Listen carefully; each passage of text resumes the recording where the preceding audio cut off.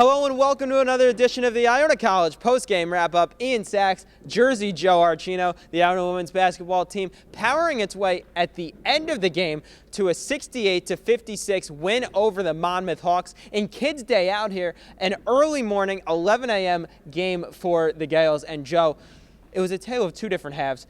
A three-point game at halftime. Monmouth comes out of the break, powers its way, gets up by 10 points.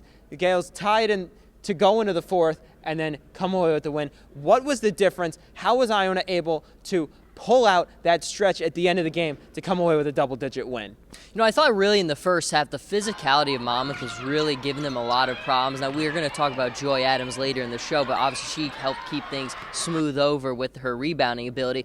What really came down to it was they made their shots later in the game. They really struggled. Really only shot about 30% on the game, but, you know, sometimes the ball movement just isn't where it needs to be at the early stages. I think they really helped with the tempo. Liz Rosser is just one of my favorite players to watch in the nation. She's so good at just handling the ball, keeping the tempo push. When she's off the floor, things really just don't go as well as they need them to. But when she's back on, everything just flows so well. I think her tempo pushing combined with just timely shooting from Lewis and some of the other players really secured the win for them at the end. And securing the win, who better to do it than Joy Adams? Struggled offensively, but still in double figures with 12 points, 24 rebounds, 2 off of her career high, and a career high 8 assists. So the bucket's not falling for her, but how was she able to get her game flowing in other ways to help the team? You know, it's one of those things where Monmouth pushes, Iona pushes back, and it was Adams who was the one who was pushing back.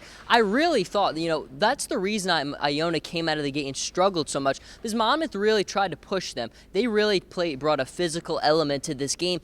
But when you have that physical element on your side too, it makes things much, much easier for them. And Adams just completely owned the boards on them. There were so many opportunities where they got those second chances. And those second chances really paid off in the end because the shots weren't falling. But every time you get that rebound, I think it gives you a little bit more confidence because then you start getting the shots to go in a little bit more. Things just stem and flow better from that. Adams really is the catalyst for this win tonight.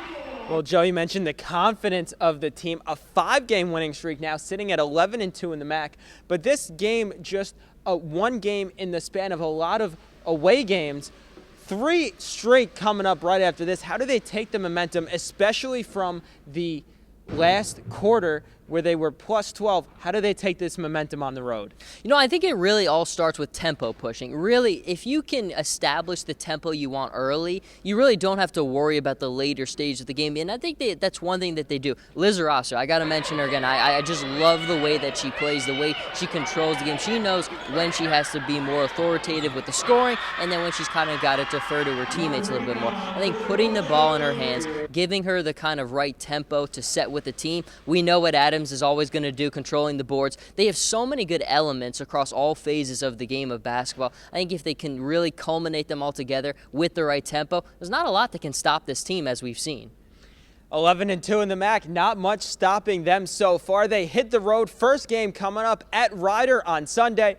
For Jersey Joe Archino, I'm Ian Sacks, signing off from the Hynes Center for this edition of the Iona Insider postgame wrap.